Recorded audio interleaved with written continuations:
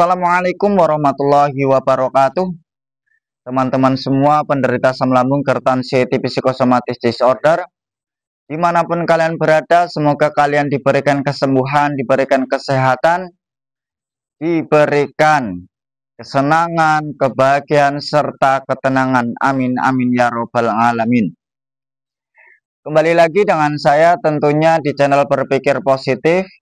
Bagi teman-teman yang belum subscribe, alangkah baiknya subscribe terlebih dahulu. Tekan tombol loncengnya, like, komen, serta share video ini kepada teman-teman yang sedang mengalami gangguan asam lambung, GERD, psikosomatis disorder. Saya di sini bukan ahli medis, bukan ahli herbal, dan juga bukan ahli psikiater. Hanya saja saya mantan penderita asam lambung, GERD, psikosomatis disorder, yang akan membagikan pengalaman saya ketika saya mengalami gangguan asam lambung, GERD, psikosomatis disorder. Jadi tonton sampai selesai, jangan di-skip-skip agar kalian tidak gagal paham. Kali ini saya akan membahas tentang sensasi kedutan dan bagaimana cara mengatasi cemas dikala ada sensasi.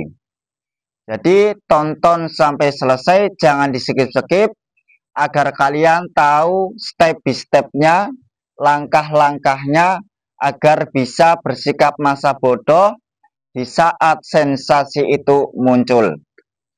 Oke, jadi memang sensasi yang diderita, yang dialami oleh penderita asam lambung, GERD, psikosomatis disorder itu banyak sekali.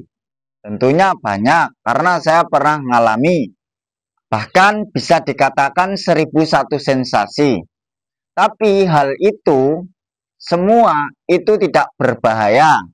Saya akan memberikan sugesti kepada kalian bahwa apapun sensasi bagi penderita asam lambung, GERD, psikosomatis disorder itu tidak berbahaya.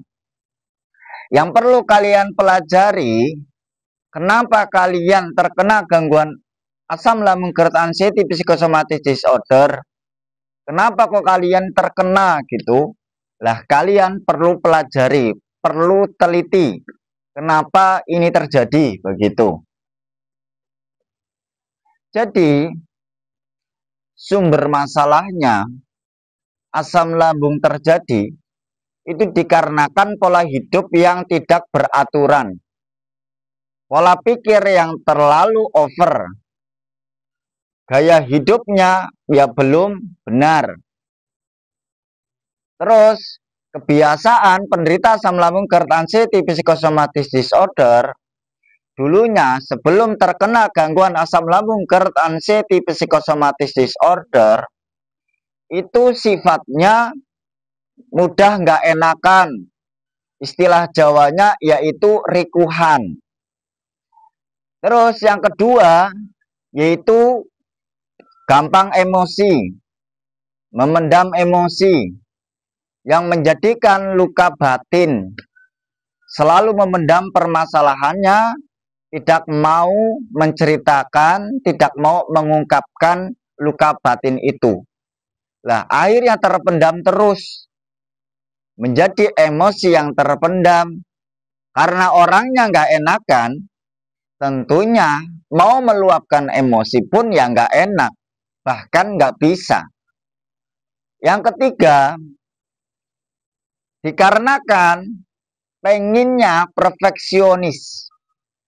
Perfeksionis itu adalah orang yang selalu berpenampilan, selalu ingin sempurna, karena takut gagal, karena takut dinilai orang lain salah. Nah, itulah yang menjadikan pemicu. Juga ada lain yang memicu asam lambung itu terjadi. Satu, dikarenakan keluarga, baik di masa kecilnya, didikan orang tua yang menjadikan trauma di masa kecilnya, menjadikan luka batin, sehingga di masa dewasa luka itu belum disembuhkan. Luka itu masih di dalam hati. Akhirnya trauma itu terjadi. Terus yang kedua, bisa jadi seseorang terkena gangguan asam lambung karena anxiety psychosomatic disorder dikarenakan pecandu narkoboy alias narkoba.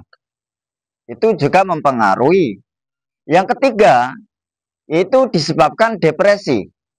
Baik depresi keluarga, depresi dalam lingkungan, depresi dalam suatu pekerjaan. Sehingga menimbulkan stres tinggi, pikiran nggak mampu, terjadilah asam lambung. Yang keempat, bisa jadi dikarenakan traumatik, trauma yang mendalam akibat hal yang pernah dilewati, baik pernah dibully, ataupun pernah jatuh, ataupun pernah jatuh cinta kepada seseorang yang mendalam, di saat itu diputuskan pas lagi sayang-sayangnya. Itu juga mempengaruhi. Lah, kebanyakan dari teman-teman terkena gangguan asam lambung karena anxiety psychosomatic disorder itu di nomor 3 dan nomor 4. Disebabkan depresi dan traumatik. Dikarenakan sedang mengalami gangguan asam lambung sampai anxiety psychosomatic disorder, sampai cemas yang berlebihan, itu sebabnya. Kenapa? Lah, itu perlu kalian pelajari. Lah, berarti kesimpulannya, sekarang kalian jadilah orang yang menuruti keinginan diri sendiri saja. Hilangkan rasa gak enakan itu. Hilangkan rasa rikuhan itu. Jangan sering memendam emosi. Juga sekarang jangan mau berpenampilan perfeksionis, apa saja lakukan dan apa adanya.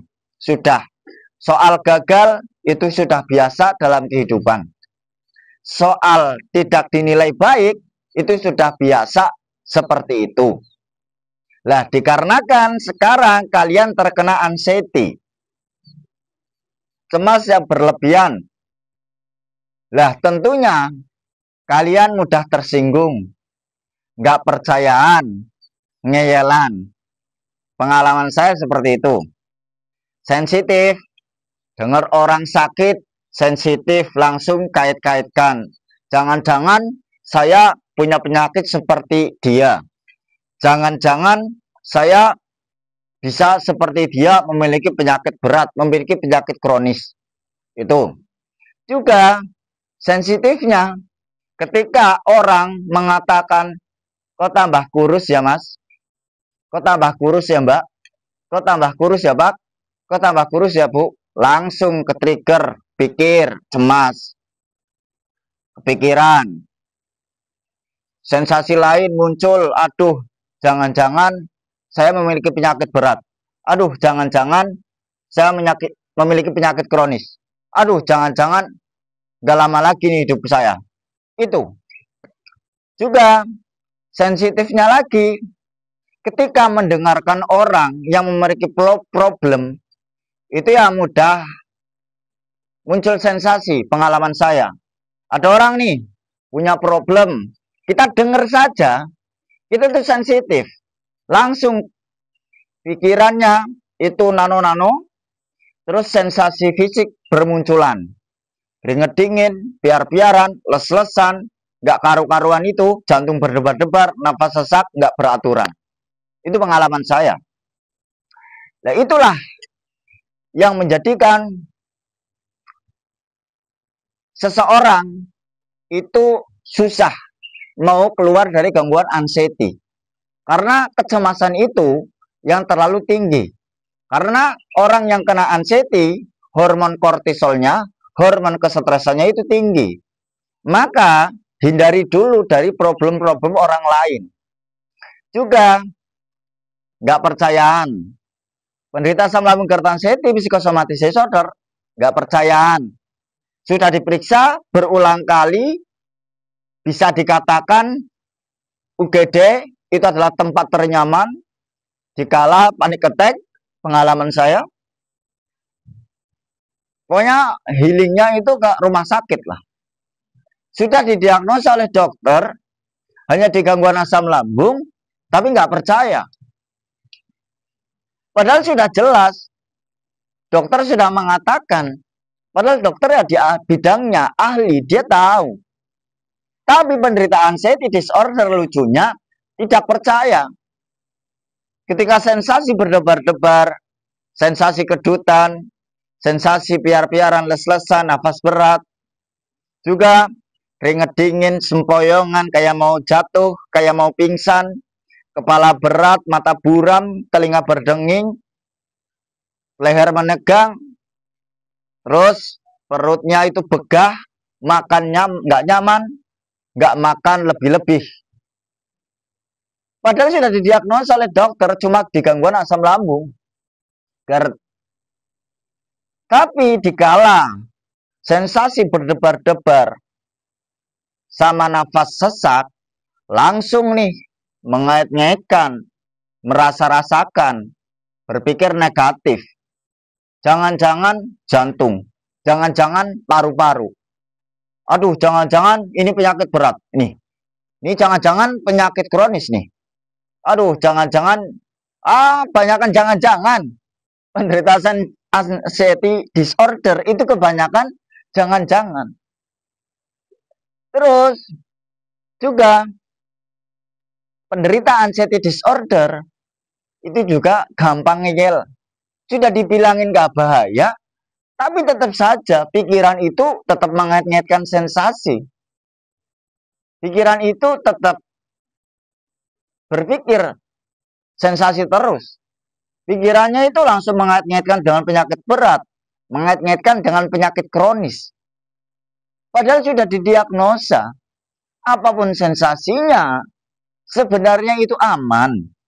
Sensasi itu muncul disebabkan pola pikir yang terlalu over, selalu berpikir, mikirnya sensasi, penyakit kronis, penyakit berat, dan ujung-ujungnya memikirkan takut M. Begitu. Lah, kenapa sensasi itu bisa dikatakan awet? Kenapa tidak ada ujungnya sembuh-sembuh? Nggak sembuh-sembuh, kok lama sembuhnya? Karena pola pikir kalian masih mengikuti, masih merasa-rasakan sensasi, masih mengait-ngaitkan sensasi. Pikirannya selalu cemas, pikirannya selalu was-was, pikirannya selalu menuruti rasa takut. Gitu. Memang susah. Cara mengalihkan pikiran-pikiran negatif itu memang susah. Apalagi di saat sensasi itu muncul.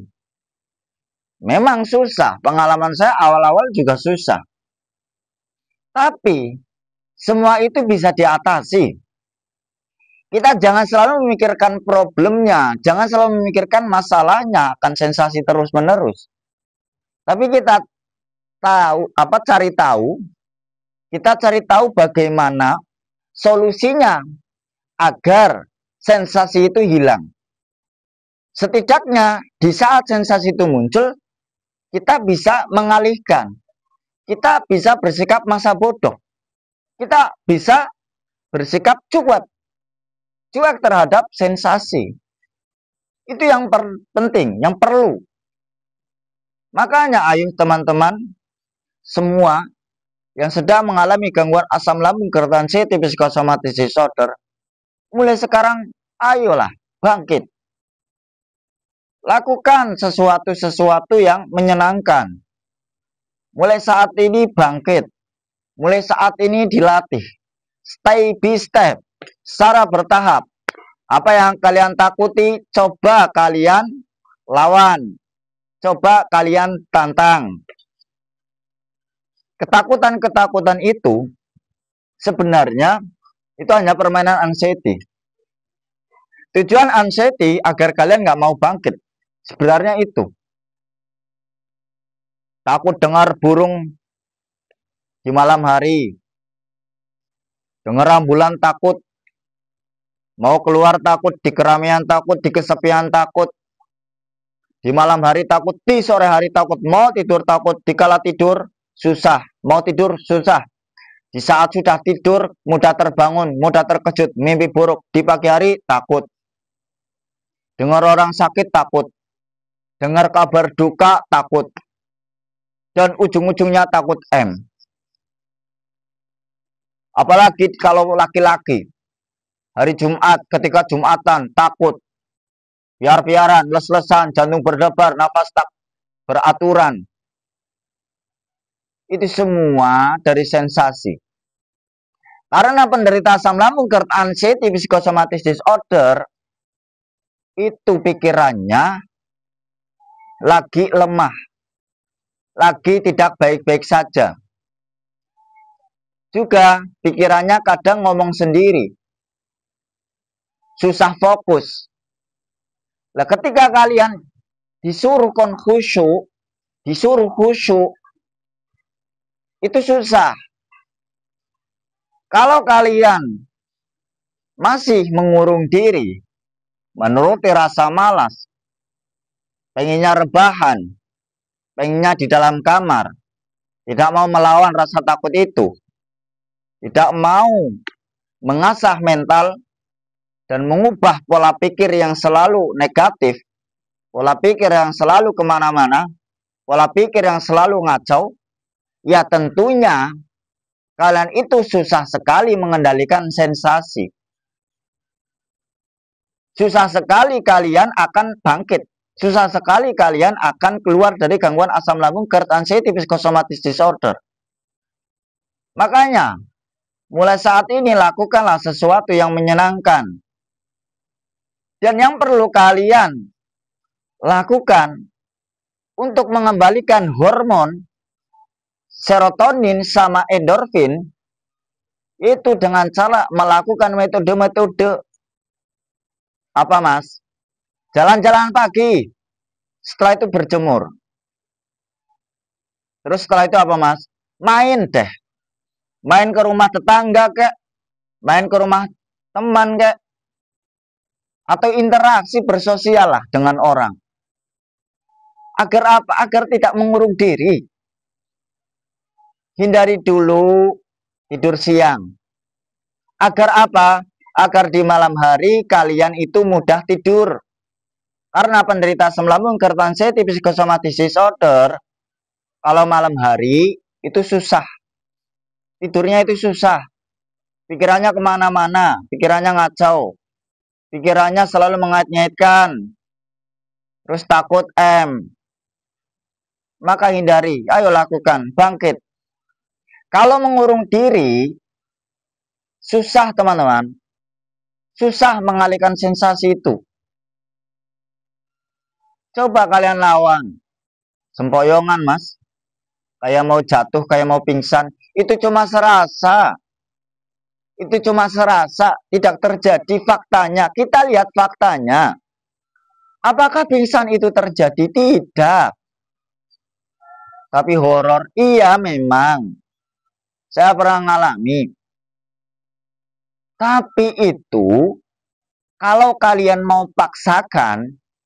Kalian mau bangkit dan menyugesti pola pikir kalian sendiri bahwa apapun sensasinya, walaupun terasa kayak mau jatuh, mau pingsan, bahkan kayak terasa mau M, kalau kalian mengubah mindset, mensugesti pikiran kalian sendiri, itu tidak berbahaya.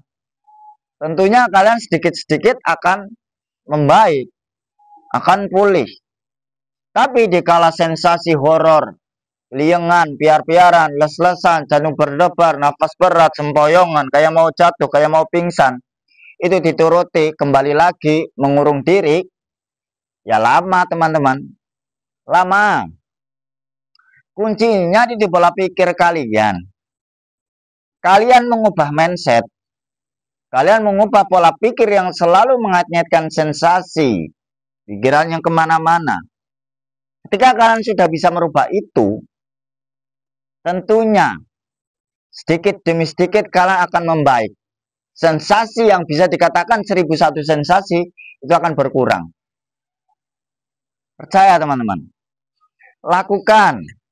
Sensasi-sensasi yang lain pernah saya bahas di video sebelumnya. Tonton saja. Nah, kalian sekarang ayo lakukan metode-metode jalan-jalan pagi secara konsisten. Memang awal itu terasa berat, melawan malas, melawan rasa takut, melawan rasa was-was, melawan rasa khawatir, melawan rasa cemas, dan melawan hal-hal yang lain yang tidak mau bangkit. Itu sudah memaksakan diri, sudah jalan-jalan, sensasi masih tetap muncul. Iya, memang awal tetap masih muncul teman-teman. Tapi bukan berarti ketika sensasi itu muncul lalu kalian nyerah. Itu ya jangan. Kalian seharusnya jangan nyerah. Kalian jangan mau kalah dengan pola pikir anxiety itu. Kalian harus bisa lawan, latihan, paksa. Coba deh, sekali-kali kalian latih pikiran kalian. Ketika sudah konsisten jalan-jalan pagi, latihlah kalian mengalihkan sensasi, jangan mengait-ngaitkan sensasi, jangan merasa-rasakan sensasi, terus jangan ke-trigger. Cobalah kalian berlatih bersikap masa bodoh. Bodoh amat, cuek terhadap sensasi. Coba lakukan itu. Sekali-kali. Susah, Mas. Ya makanya sekarang kalian konsisten dulu jalan-jalan pagi. Ya, jalan-jalan pagi secara konsisten sembari membaca Rabbana dzalamna anfusana wa illam taghfir lana wa tarhamna lanakunanna minal khosirin. Itu berulang-ulang. Berapa menit, Mas, jalan-jalannya? 30 menit. Nggak usah lama-lama, 30 menit. Setelah itu berjemur. Ya, 30 menitan. Nah, kalau mata buram, kalian diusahakan, sempatkan ya. Mata kalian hadapkan ke matahari 10 detik saja. Itu secara konsisten. Ketika ada sensasi sudah menjalankan sampai 1 minggu, sensasi kok muncul lagi, jangan mau ke-trigger lagi, jangan mau down lagi, jangan mau mengurung diri lagi. Lawan terus, istiqomah, continuous. Itu. Lakukan itu. Fungsinya apa, Mas? Fungsinya untuk mengembalikan hormon serotonin sama endorfin. Hormon serotonin untuk mengendalikan kesetresan. Hormon endorfin itu untuk mengembalikan kebahagiaan, kesenangan, dan ketenangan itu.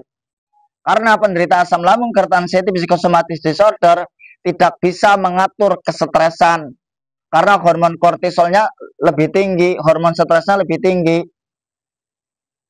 Nah, untuk melawan hormon kortisol yang mengembalikan hormon serotonin. Adanya penderita anxiety adanya stres akan sensasi. Belum kadang diomong orang lain, belum kadang ketika cerita kepada orang lain nggak percaya apa yang kita rasakan, orang lain nggak mau mengerti keadaan penderita anxiety, tambah stres lagi kan. Nah, maka kembalikan hormon serotonin itu dulu. Juga hormon endorfinnya itu akan kembali ketika mau melakukan jalan-jalan pagi. Fungsinya apa, Mas? Fungsinya untuk mengembalikan kesenangan, kebahagiaan, dan ketenangan. Karena penderita asam lambung, GERD, anxiety, psychosomatic disorder mau senang pun susah, mau bahagia pun susah, boro-boro tenang pun tidak. Itu fungsinya. Ketika sudah mulai kembali, tentunya di saat ada sensasi, karena kalian sudah kembali hormon serotoninnya, tentunya kalian bisa mengatasi. Tentunya kalian bisa mengalihkan. Itu kuncinya. Begitu. Nah, kalau sensasi kedutan, coba kalian jangan dikait-kaitkan dengan penyakit kronis. Asam urat lah, penyakit kronis lah, penyakit berat lah, itu nggak ada hubungannya. Ketika ada sensasi, panic attack, cemas, jadi cemas berlebihan, takut dengan penyakit kronis, takut dengan penyakit berat, dan ujung-ujungnya takut M. Teman-teman, pola pikir kalian itu ada batasnya. Jangan selalu memikirkan sesuatu yang bukan ranah kita, yang bukan ranah kalian. Kalian, kalau selalu memikirkan hal-hal yang di luar ranah, dan kalian bukan dokter, lalu kalian mendiagnosa diri kalian memiliki penyakit berat, memiliki penyakit kronis, tentunya kesetresan itu akan bertambah. Kecemasan itu bertambah. Kalian itu bukan dokter. Kalian itu bukan ahli medis. Jangan mendiagnosa sensasi itu dikaitkan dengan penyakit berat, dikaitkan dengan penyakit kronis, padahal itu nggak ada hubungannya. Sebenarnya apapun sensasinya bagi penderita asam lambung GERD anxiety psychosomatic disorder itu tidak berbahaya. Kembali ke cemas yang berlebihan, panic attack, selalu memikirkan takut M. M itu kan bukan ranah kalian, bukan ranah kita. Dipikirkan. Lah itu, pikiran kita memiliki batasan. Sebenarnya, sensasi muncul itu adalah sensor. Sinyal, mengode bahwa hal itu melebihi batas, memikirkan itu melebihi batas. Maka sensor pun muncul, sensasi pun muncul. Nah, sensasi-sensasi itulah disebabkan pola pikir yang terlalu over.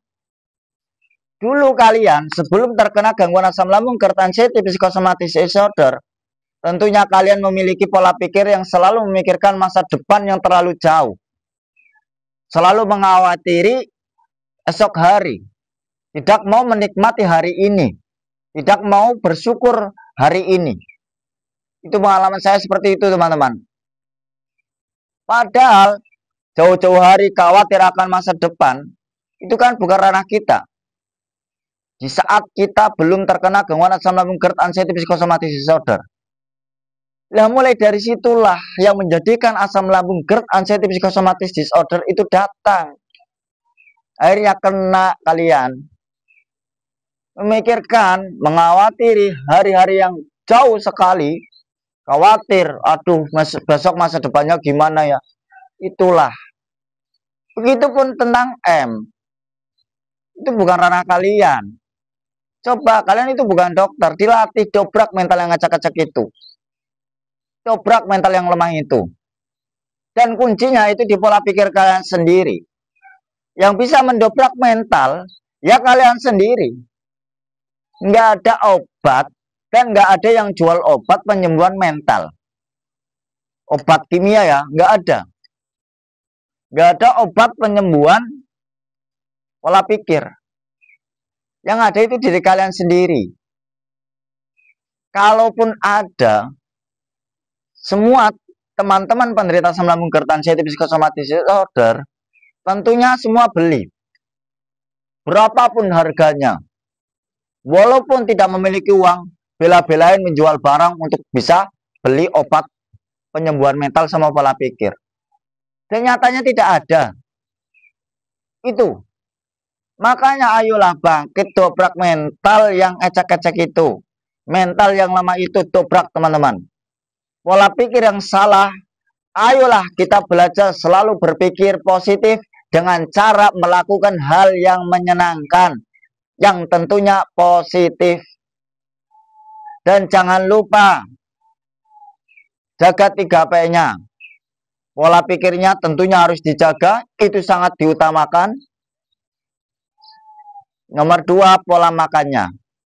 Kalau kalian masih mengalami gangguan asam lambung GERD-nya, ya apa yang seharusnya dipantang, dipantang.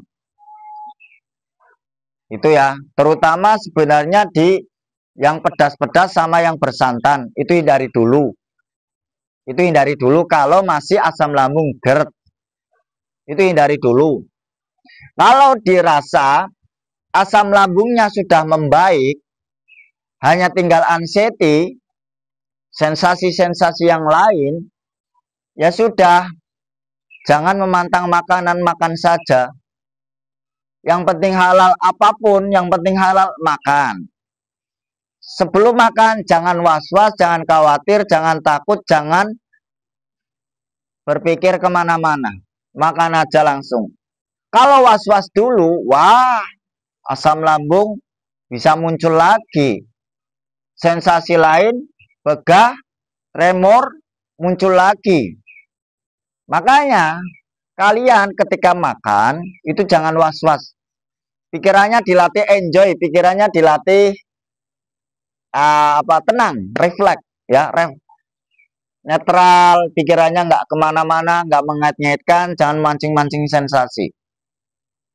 Dan ketika kalian selalu memantang makanan, padahal sudah dirasa asam lambung GERD-nya sudah membaik, nanti dikhawatirkan kalian menjadi fobia makanan tersebut. Ketika kalian sudah memantang makanan, apakah sensasi itu hilang? Tetap ada kan? Tetap muncul kan? Nah, jadi tahu kan poinnya? Semua itu disebabkan pola pikir yang terlalu over kemana-mana. Sebenarnya makan apapun kalau yakin, kalau nggak was-was, nggak khawatir, sebenarnya aman. Walaupun ada sensasi pun muncul sedikit, hanya numpang lewat. Itu, yang penting jangan mengait-ngaitkan, jangan merasa-rasakan. Itu. Kalau nggak mengait-ngaitkan, tidak merasa-rasakan, bisa mengalihkan, tentunya cepat hilang sensasi itu. Itu. Juga makannya yang teratur. Sedikit-sedikit makan. 2 jam makan, 2 jam makan, 2 jam makan. Itu pertama. Yang pertama kali kena asam lambung GERD onset psikosomatis disorder. Yang baru kena asam lambung GERD. Itu makan yang teratur. 2 jam makan, 2 jam makan. Sedikit-sedikit tapi sering. Tapi enggak 2 jam makan, 2 jam makan terus. Harus ada perubahan. Dirubah 4 jam makan, 4 jam makan, 4 jam makan, sedikit-sedikit. Itu. Juga yang paling penting sebenarnya itu adalah minum air hangat yang banyak. Walaupun telat makan pun, yang penting nggak telat banget, itu sebenarnya aman. Yang paling penting itu minum air bening hangat itu. Itu yang diutamakan, minimal dalam 1 hari itu 8 gelas. Kalau panik attack, cemas, sensasi muncul, langsung ambil air bening hangat, minum itu untuk menetralkan. Itu ya. Juga jangan selalu memikirkan menu. Yang penting itu jangan terlalu menunya. Yang penting itu etika makannya. Ketika makan, hindari rasa takut, hindari rasa was-was, hindari rasa cemas, hindari rasa khawatir. Juga ketika makan, jangan dalam keadaan emosi. Hindari menonton video yang menegangkan ketika makan. Nikmati setiap kunyahan. Itu. Terus, pola hidupnya harus dijaga. Pola hidupnya dijaga. Diusahakan kalau malam jangan begadang dulu. Ini ya. Karena kalau begadang itu rawan sekali pikiran nano-nano. Pikiran kemana-mana, pikiran negatif, pikiran ngaco. Maka hindari dulu tidur malam itu. Hindari begadang. Tidur di jam 10. Dalam 1 malam itu diusahakan tidur 8 jam. Kalau kalian menuruti susah tidur, terus kalian lah susah tidur, terus malah main HP, malah menjadikan nggak tidur, ya bermain HP itu, yaitu pikiran-pikiran yang kemana-mana, pikiran yang ngaco itu muncul. Maka hindari dulu ya begadang. Karena rawan sekali pikiran-pikiran negatif itu datang di malam hari. Terus kembali ke opsi inti. Kedutan itu ada dikarenakan otot-otot kita yang menegang, aliran darah kita yang terlalu nggak normal. Dalam artian itu aliran darahnya itu nggak normal. Akhirnya muncullah kedutan. Sebenarnya orang normal pun ya kedutan. Cuma karena kalian memiliki anxiety disorder, itu langsung pikiran cemas, mengait-ngaitkan sensasi kedutan itu. menganggap kejutan itu bahaya. Padahal itu nggak bahaya. Itu adalah respon tubuh karena pikiran kalian terlalu over. Aliran darah kalian yang nggak mengalir normal. Maka solusinya kalian sering berjemur. Lakukan olahraga ringan seperti jalan-jalan pagi. Kalau bisa sore hari juga jalan-jalan untuk mengembalikan hormon serotonin yang lebih optimal lagi. Agar di malam hari mudah tidur. Kalau sore hari jalan-jalan, itu jadikan nggak begadang. Mudah tidur kalau di malam hari kalau mau melakukan jalan-jalan sore. 20 menit aja nggak apa-apa atau 15 menit lah. Itu nggak apa-apa. Tapi secara konsisten. Agar apa? Agar mudah tidur malamnya. Itu. Nah, bagaimana cara mengatasi cemas yang berlebih dikarenakan sensasi? Bagaimana cara bisa tetap tenang di tengah-tengah sensasi? Ya udah, kalian harus menyugestikan, merubah mindset kalian bahwa apapun sensasinya itu tidak berbahaya. Itu cuma sensasi, numpang lewat. Dan kalian juga harus memperlakukan diri kalian layaknya orang normal, orang sehat. Kalian itu nggak memiliki penyakit berat. Kalian itu sehat, cuma di gangguan mental sama pola pikir. Yang perlu kalian rubah pola pikirnya, yang perlu kalian dobrak mentalnya itu. Itu. Ya, jangan cara apa? Jalan-jalan pagi. Udah. Bikin aja saja. Walaupun panic attack, pura-pura ketawa. Hahaha, gitu. Kuncinya udah sembuh, itu bahagia, senang. Obatnya itu bahagia. Kalau orang bahagia tentunya pikirannya kan netral. Pikirannya itu ya enjoy. Itu kuncinya itu bahagia. Maka sering melakukan hal-hal yang bahagia. Kalau perlu ya sering nonton video yang lucu-lucu saja. Udah itu. Agar apa? Agar tidak selalu meratapi sensasi, mengingatkan sensasi, nggak selalu ke-trigger lagi, terus juga nggak panic attack atau cemas berlebihan. Itu. Kalau mengatasi itu ya sebenarnya kembalikan dulu hormon serotonin sama endorfin. Terus sarafnya juga sering dilatih ya. Dilatih apa? Dilatih agar saraf kita nggak tegang, agar saraf kita netral, ya dilatih main ke kebun lah, main ke sawah lah, atau main kemana yang hijau-hijauan itu. Melihat hijau-hijauan itu juga akan menjadikan obat saraf kita, agar saraf kita netral, nggak menegang. Itu lakukan. Terus apapun sensasinya itu tidak berbahaya. Itu cara mengatasi panic attack di saat ada sensasi. Semoga video ini menjadikan wasilah sebab musabab kesembuhan bagi teman-teman. Semoga kalian cepat sembuh, cepat sehat, cepat membaik, diberi kesenangan, diberi kebahagiaan, dan diberi ketenangan. Banyak salahnya dari saya. Mohon maaf yang sebesar-besarnya. Wassalamualaikum warahmatullahi wabarakatuh.